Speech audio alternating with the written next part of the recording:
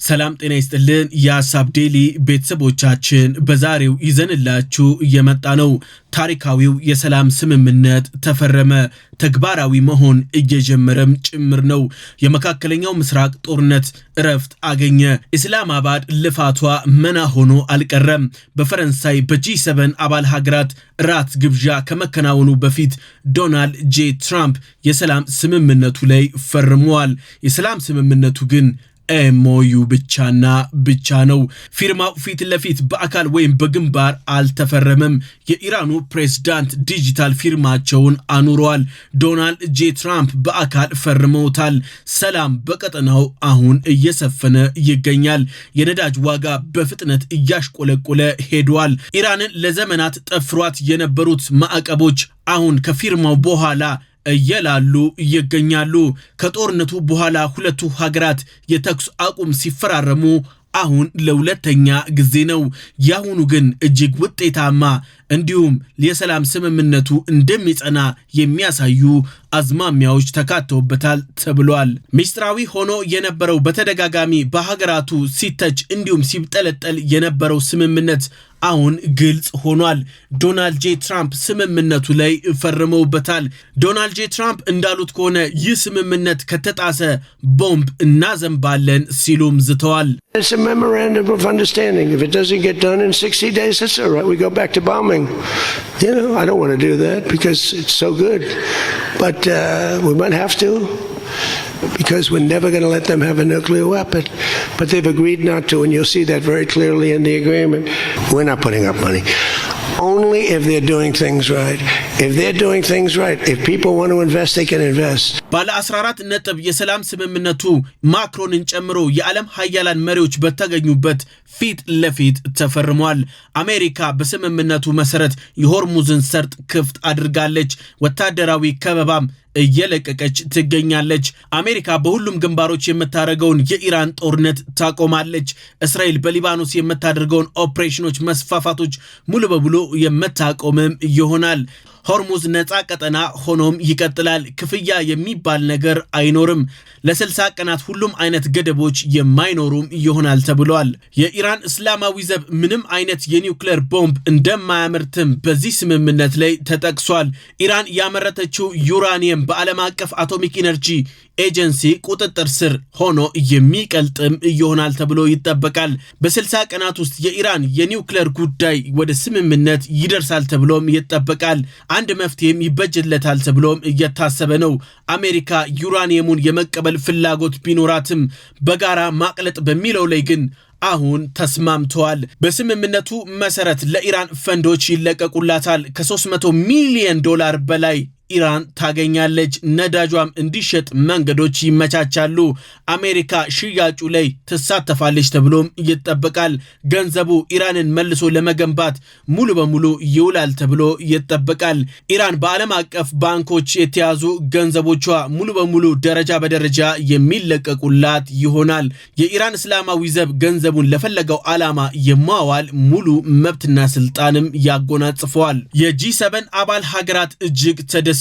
ሁለቱ ሀገራት እርስ በእርስ ሉዓላዊነታቸውን እንደሚያከብሩም በስምምነቱ ውስጥ ተጠቅሷል።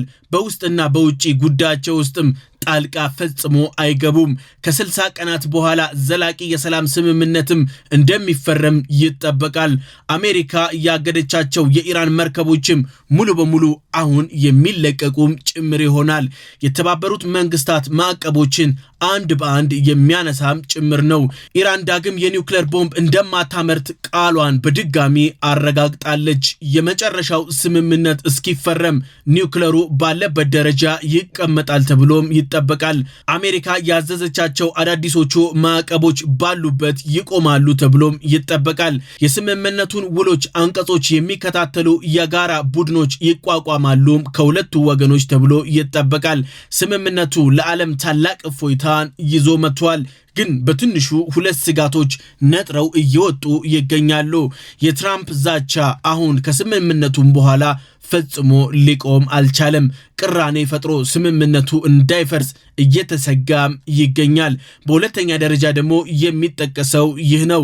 እስራኤል በሊባኖስ ግንባር የጀመረችውን ጦርነት ካላቆመች መልሶ የሰላም ስምምነቱ ዳግም የሚፈርስ ይሆናል ተብሎ ይጠበቃል። የእስራኤል አቋም እስካሁን ድረስ ግልጽ አልሆነም። በቀጣዩ 60 ቀናቶች ውስጥ በቀጠናው ወይ ዘላቂ ሰላም አሊያም የማያባራ ጦርነት የሚያዋልድ ይሆናል ተብሎ ይጠበቃል። ኤምኦዩ በተስፋና በስጋት ተከቧል። አሁን እየተፈረመው የባህረ ሰላጤው ሀገራት በጋራ በመሆን ኢራንን የሚያለሟት ይሆናል ተብሎ ይጠበቃል። የጋራ ኢንቨስተሮች በጥምረት ኢራን ላይ ኢንቨስት ያደርጋሉ ተብሎም እየተጠበቀ ይገኛል። ኳታር ሂደቱ እንዲሳለጥ አበክራ እየሰራች ትገኛለች። በቀጣይ ቀናቶች ውስጥ የጊዜ ሰሌዳ እና የሚከወኑ ተግባራት በዝርዝር በቅደም ተከተል ይፋ ይሆናሉ ተብሎ ይጠበቃል። የኢራን ኢኮኖሚ በሰላም ስምምነቱ የተነሳ የሚያገግም ይሆናል ተብሎም ይጠበቃል። ኢንፍሌሽንና ገንዘቧ የመግዛት አቅሙ የተዳከመባት ኢራን አሁን ገንዘቧ ያንሰራራል። የኢኮኖሚ አቅሟም የሚጎለብት ይሆናል ተብሎ ይጠበቃል። ብዙ የተወራለት ህዝባዊ አመጽ የመጣው በኢንፍሌሽን የተነሳ ነው። ኢራን የውስጡንም የውጭንም ችግሯን ታበርዳለች ተብሎም ይጠበቃል። ኤምኦዩ መፈረሙ ለሁለቱም ሀገራት ታላቅ ረፍት ነው እየተባለ ነው። የኢራን እስላማዊ ዘብ ተከታታይ ጦርነት ላይ ያለፈ ስለሆነ አሁን እጅግ ብዙ ውድመት አስተናግዷል። አሁን ራሱን የሚያድስበትም ጊዜ ይኖረዋል ተብሎም ይጠበቃል። አሜሪካ በዚህ ጦርነት የተነሳ የተተኳሽ እጥረት አጋጥሟታል። አሜሪካ የተተኳሽ እጥረቱ እንዲያጋጥማት ዋነኛ መንስኤ የሆነው ደግሞ የባይደን አስተዳደር ነው። የባይደን አስተዳደር የአሜሪካን ሰፊ የተባለውን ክምችት አሳልፈው ለዩክሬን ሰጥተው ነበር። ትራምፕ የጀመሩትን የኢራን ጦርነት ሙሉ በሙሉ እጥረት በእጥረት የሆነባቸው በዚህም የተነሳ ነው ይባላል። ወታደሮቿን አሜሪካ ለማጠናከር እንዲሁም የበጀት እጥረቷን ለማስተካከል ጊዜ ይኖራታል። ፔንታገን ከ200 ሚሊዮን ዶላር በላይ አስቸኳይ ፈንድ እየጠየቀ ነበር። አሁን በዚህ የሰላም ስምምነት የተነሳ ሁለቱም አካላት ረጋ ብለው ሰከን ብለው የሚያስቡበት ጊዜ ያገኛሉ ተብሎ ይጠበቃል። አሁን በሁለቱ አካላት በኩል የተፈረመው ኤምኦዩ የመጨረሻ ስምምነት አይደለም። በሚቀጥሉት 2 ወራት ውስጥ ውይይት እንደሚደረግም እየተነገረ ይገኛል። የሪቨርስ ኢንጂነሪንግ ስራ እንደሚሰራም ዝግጅትም እየተደረገ እንደሆነ ታውቋል። በሌላ ቋንቋ የተኩስ አቁሙ እንደተራዘመ ብቻ መታየት የሚችል ስምምነትም እየተባለ ይገኛል። ብዙ አካላት እንደሚሉት ከሆነ ለኢራን ይህንን ያክል ብዙ ቢሊዮን ዶላሮች መልቀቅ ተገቢ አይደለም። የኢራን እስላማዊ ዘብ ታማኝ አይደለም እያሉም ጭምር ነው። የኢራን ማብላሊያ መውደም ነበረበት። ኢራን አዘናግታ በድብቅ ልታከናውን ትችላለች የሚሉ ስጋቶች እዚህም እዛም እየተነሱ ይገኛሉ። ኢራን ከ10 ቢሊዮን ዶላር በላይ በወራቶች ውስጥ ታገኛለች። ኢራን መልሳ ጦሯን ልታጠናክር ትችላለች። ይህ ስምምነቱ ላይ እጅግ ትልቅ አደጋ ሊደቅን ይችላል እየተባለም ጭምር ነው። በአጭር ጊዜ ውስጥ የኢራን ጦር አቅሙን ወደ ቀድሞ አቋሙ ሊመልስ ይችላል የሚል ስጋቶችም እየተነሱ ነው። በአሜሪካ በኩል በሳተላይትና በባንኮች በኩል የሚደረጉትን እያንዳንዱ እንቅስቃሴዎች በአይነ ቁራኛ እንከታተላለን እያሉም ጭምር ነው። ምናልባት ኤምኦዩ ባይሳካ መልሰው ዳግም ወደ ጦርነቱ የሚገቡ ከሆነ ኢራን አይበገሬ ትሆናለች። የመካከለኛው ምስራቅ የኢራንን መንግስት የሚተማመንበት አይደለም እያሉም ጭምር ነው። አሜሪካ በዓለም አቀፍ ባንኮች ያለውን የኢራን ገንዘብ ሳይለቀቅ ቀጣይ ንግግሮች የሚከናወኑ ከሆነ ዶላር እንደ ዋነኛ መገበያያ በዓለም ደረጃ የሚታይ አይሆንም እያለች ነው። የግድ መታመን አለብን፣ የያዝነውን ገንዘብ መልቀቅ የግድ ይለናል እያለችም ጭምር ነው። We have taken a lot of their money and we have their money. We have taken their money. It's not our money, it's their money, and we froze it. At a certain point in time, I guess we're going to have to give it back.